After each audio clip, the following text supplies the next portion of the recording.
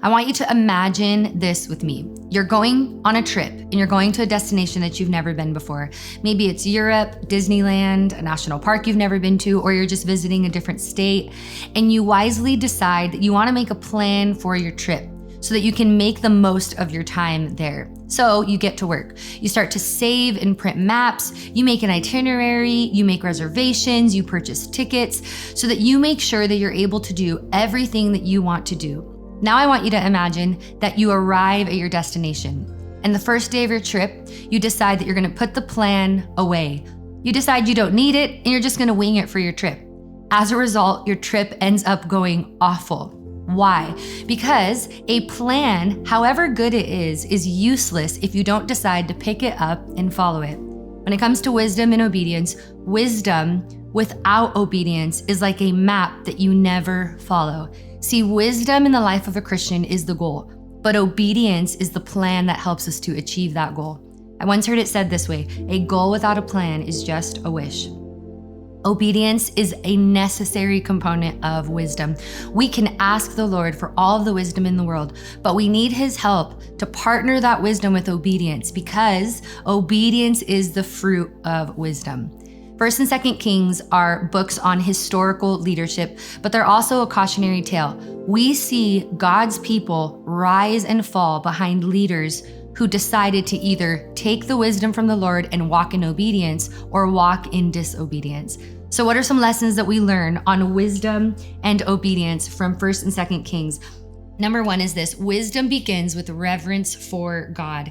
We see this in 1 Kings 3, 5 through 14. The Lord comes to Solomon, King Solomon, and He asks him the $1 million question: what is it that your heart desires? Anything that you ask for will be given to you. Don't you wish God could just ask you that question? Solomon answers this way, in a really unlikely way. He says this in verse 7, "Now, Lord my God, you have made your servant king in place of my father David, but I'm only a little child and I don't know how to carry out my duties.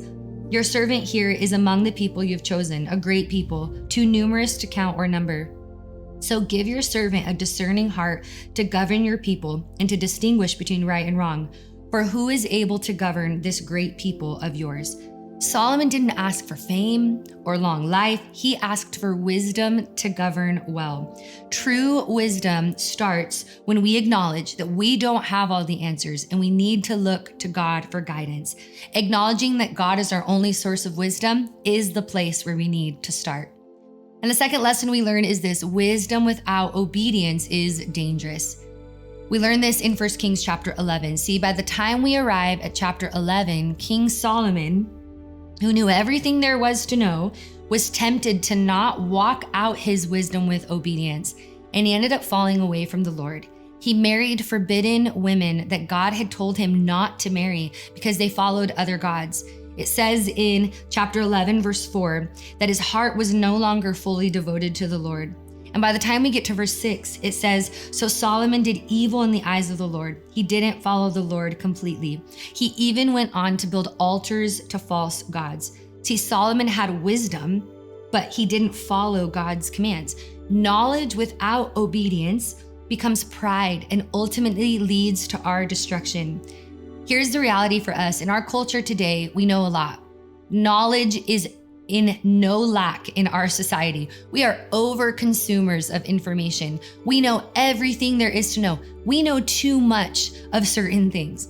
But here's the truth: all of the information that we know does not serve us in any way if we don't put it into practice. He knew everything there was to know. He had all of the wisdom, but he didn't walk it out in obedience, and it led to his destruction. What's the third lesson that we learned? We learned that sometimes obedience requires a bold stance. When we get to 1 Kings chapter 18, the prophet Elijah arrives on the scene, and he looks out at God's people and he is discouraged. They have wandered so far away from the laws of God. And in this moment, Elijah doesn't decide to just acknowledge their sin or let them know that they are walking in disobedience, but he calls them to action at Mount Carmel. And if you have time, I want to encourage you to just take a moment and read that together. But it says this in chapter 18, verse 20. "So Ahab sent word throughout all Israel and assembled the prophets on Mount Carmel. Elijah went before the people and he said, "How long will you waver between two opinions? If the Lord is God, follow him. But if Baal is God, follow him." He called the people to action. See, wisdom helps us to see what's right, but obedience demands the courage to act. Obedience demands the courage for us to act.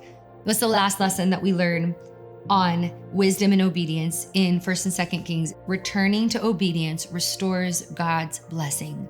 Returning to obedience always restores the blessing of God. In July, my son Rowan turned 8 years old. And this was a really big deal to him, as the morning of his birthday, he declared, "Yesterday I was a little kid, but today I'm a big kid." And while he is a bigger kid today than he was last year or the year before, in a lot of ways, he still is, well, little. There was another 8-year-old that came on the scene in 2nd Kings, and his name was Josiah. And at the age of 8, he became king over Israel.